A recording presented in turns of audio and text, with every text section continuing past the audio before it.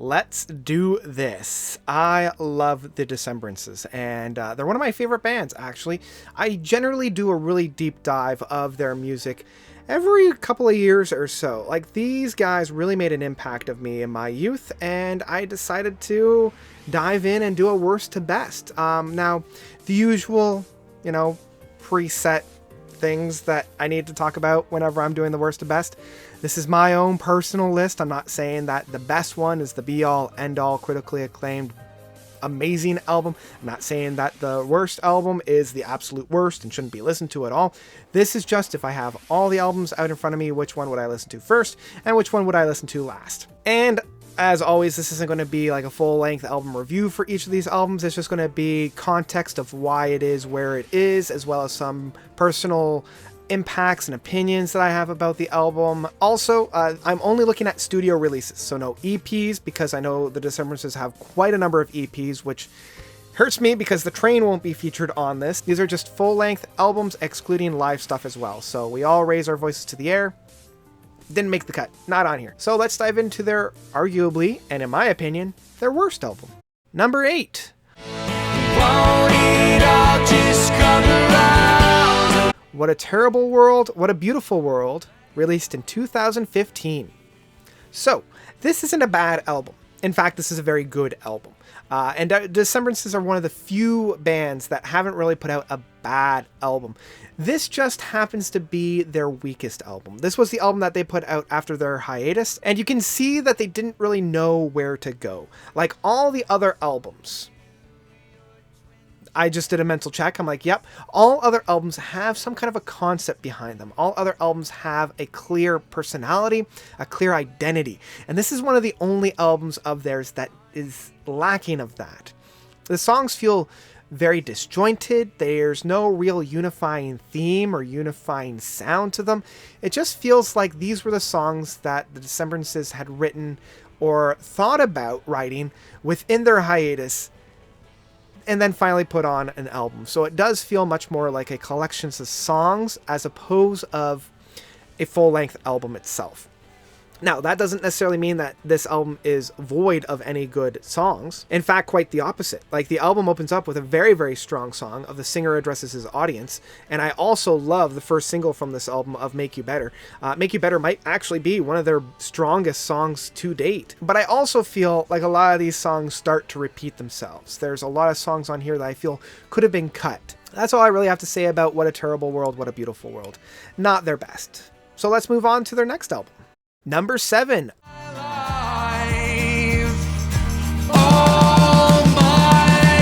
I'll Be Your Girl, released in 2018. So when I said let's move on to the next album, I didn't actually realize I'd be saying let's move on to the next album, because this is the album that follows up What a Terrible World, What a Beautiful World. And this one is better, obviously, because it's higher up on my list. And I feel like this album is much more unified. I feel like they went into the recording studio with a better vision of what this album was going to be before they actually sat down and recorded it. I feel like it has a much more unified personality. There's a lot more synthesizers on this album, which we hadn't heard since The Hazards of Love. And it feels like the band is having a much better time. There's a lot more drive and a lot more energy. The song of Your Ghost just hits you hard and never really lets you go. And it has some really fun tracks. Once in My Life and Everything is Awful definitely feel very of the time for 2017 and 2018. And this album also has one of their longer stretches of music with Rusalka Rusalka, Wild Rushes. I really love how this song really starts to build itself up, and it has two very distinct sides to this. And this song itself does mirror the album as a whole. And I mean, this still isn't their best work. There are some lower points on this album. It doesn't have as strong of a personality as some of the albums that I'll be talking about later, but it definitely has a better feeling for me. And I love the drive of this album. So yeah, let's move on to the next one. Number 6.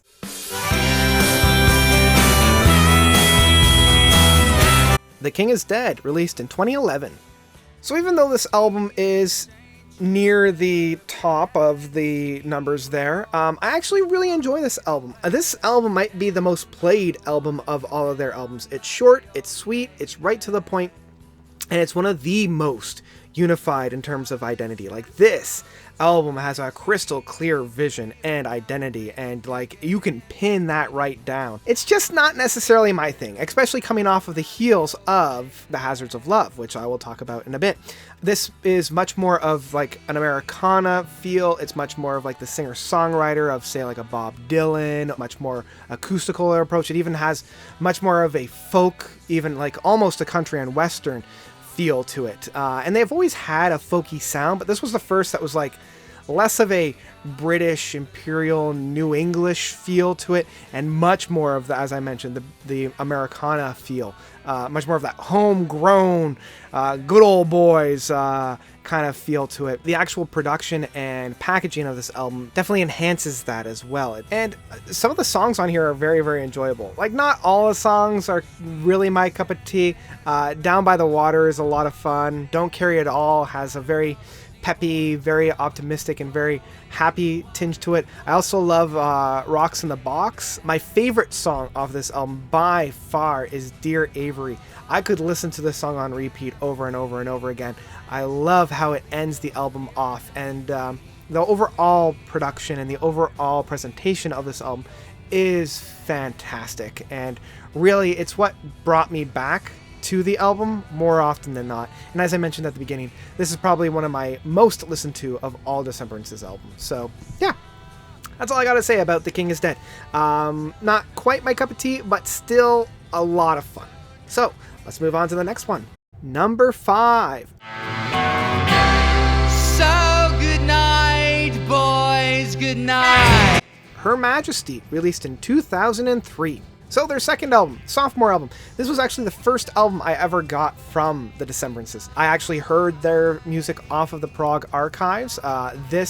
The beginning track of this, as well as the Mariner's Revenge songs, were both on that website, and I was hooked when I listened to both of those. I was hooked, line and sinker. And Her Majesty's is a really, really fun time.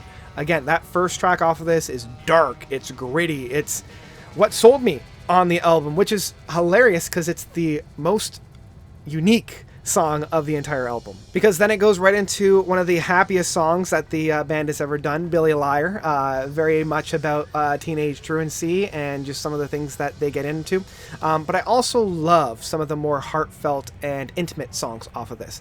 The Gymnast, High Above the Ground, and The Bachelor and the Bride, these two tracks just hit me on a very personal and deep level, and this is really what made me fall in love with the band. And we also have some more fun tracks like the Chimbly Sweep, as well as the Soldiering Life, and we also have the much more intimate and heartfelt track of I Was Meant for the Stage.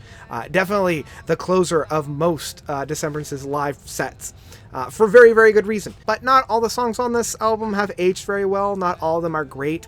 As I Rise and Red Right Ankle, they're just not quite all there, but Los Angeles, I'm Yours, and Billy Liar, they're fun. They're fun. They're a good time. So yeah, that's about it. Let's move on to the next one. Number 4.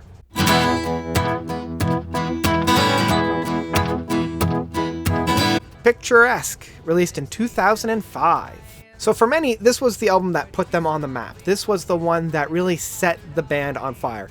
It has a lot of their standard popular songs. Obviously, the Mariner's Revenge song, the one that is the epic of this album at almost 9 minutes. I also really, really enjoy 16 Military Wives, and I also love the overall concept that it's all these small vignettes, these all almost tableaus of a story that the band is telling you, and I really, really like this kind of concept. The thing that weakens it a little bit is that this is the first album of their run chronologically that I don't feel like really has a identity, and part of it is some of the risks that they took. This album does explore different territories. It does stretch their legs a little bit in terms of their musical stylings, but I mean, we still have the classic sounds, the Sporting Life, and as I mentioned, 16 Military Wives, and We Both Go Down Together are much more of the happy tracks in terms of music, not maybe necessarily lyrically, especially for We Both Go Down Together, about a joint suicide. And I also love some of the drives off this album as well.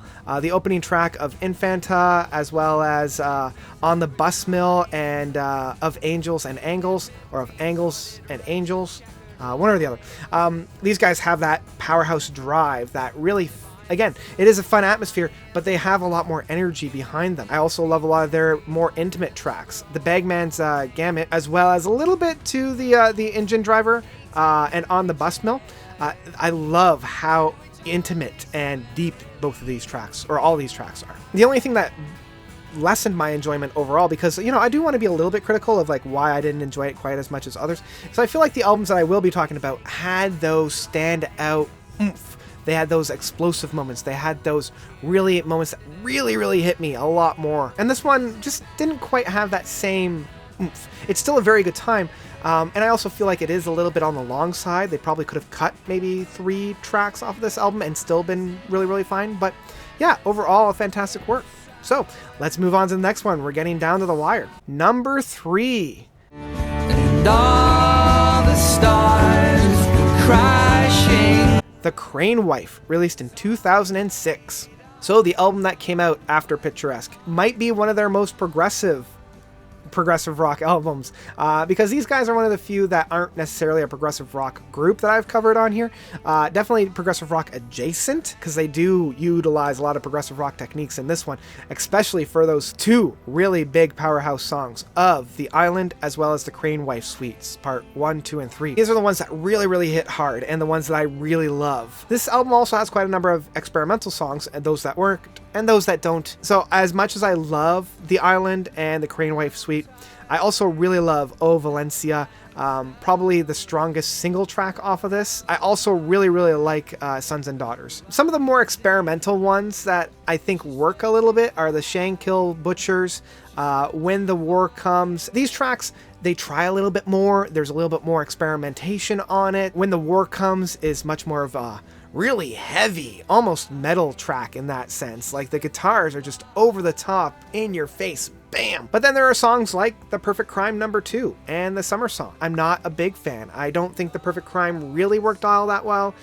It's much more of like a dance track, much more of a boogie groove that doesn't really sit well with the Decemberists' brand on that. And again, this album, much like Picaresque, I feel are a little bit on the long side. They probably could have cut out 3 tracks and still been fine. Yeah, so overall, powerhouse. This is a powerhouse album, and one that I really enjoy. So yeah, we're coming down to the final 2. So once I tell you what number 2 is, you'll automatically remember or put together what number 1 is if you've been kind of paying attention and keeping score. So let's talk about number 2. Number 2.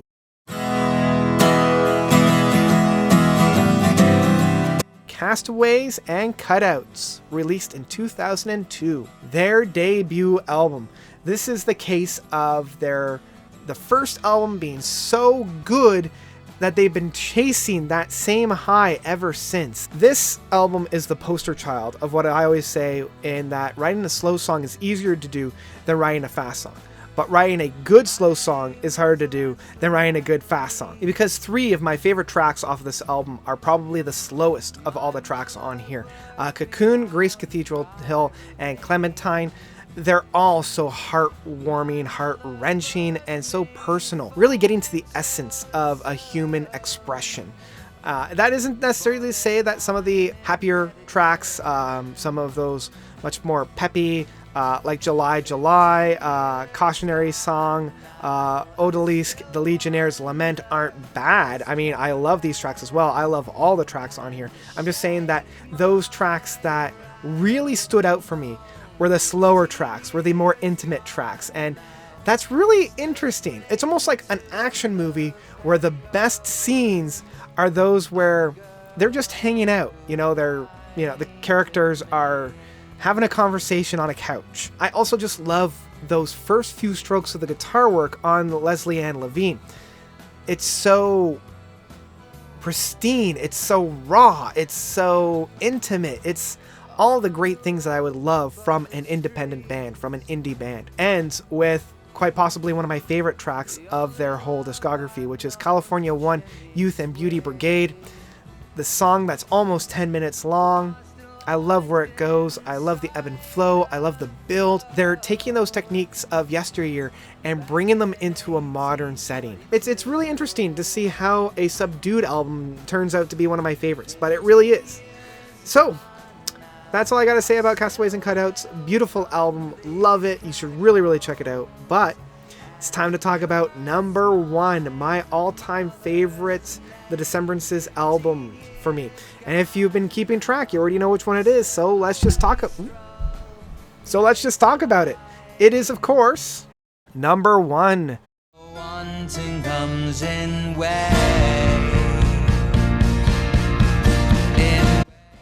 The Hazards of Love, released in 2009. I mean, if you know me, this is by no means a surprise. It is the proggiest piece of their entire discography. This is the album that isn't just flirting with progressive rock tendencies. This isn't just a progressive rock adjacent album.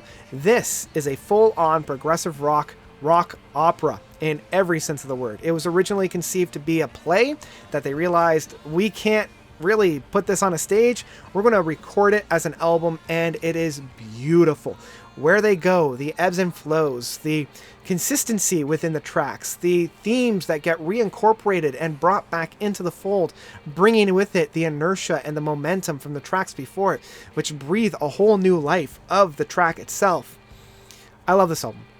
I really do. And it incorporates everything that I just said about all the other albums. Mostly the good, none of the bad. It has moments that are practically metal in approach, with such guttural, meaty guitar licks and hooks. This album also incorporates those very intimate and very personal moments when we get to those somber and more heartfelt. The album ends with the most heartfelt of all songs that I've heard from the Decemberists. This was the album that really made me feel like progressive rock has a foothold in popular music. Unfortunately, being that it is over 10 years old at this point, didn't really take effect, and they came back with The King is Dead, and really I felt a little bit betrayed, but I still admire their complete 180 shift. Still, The Hazards of Love is a brilliant and beautiful album. One that, if you're a fan of progressive rock, you're most likely going to enjoy this. Where they go, the storyline is just... I get emotional by the end of there just due to the storyline on that. And I love the storyline. I love how almost Americana folk Brothers Grimm fairy tale whimsical aspect of it is, but in much more of like a Hans Christian Andersen or a Aesop's Fables or just Brothers Grimm, how dark, and it doesn't have a happy ending. So yeah, just how brilliant this album is. It is a full-on masterpiece, and one day I will have to do a full-length album review of this and just dive deep into what makes this album so special. So yeah, that's all I gotta say. I friggin' love this album, and I love this band. I love listening to this band in the heart of winter. I need something just to get me through these dark and dreary days, and the Decemberists is one that makes me feel warm inside. It gives me those happy, peppy songs of where I want to be, while also feeling a sense of kinship, while still seeing a reflection of what I'm feeling within the music. And being able to do both is a really special thing. So, that's about it for the Decemberists' worst to best. What did you guys think? What is your own personal list of the Decemberists' albums from worst to best? Let me know all about that by commenting down below. Thank you guys so much for watching this one. I know this one's a little bit different for a number of different reasons. I didn't really prepare too much about this one. It's just kind of off the top of my head. I didn't have too many notes. I just kind of wrote down which album went where and went from there.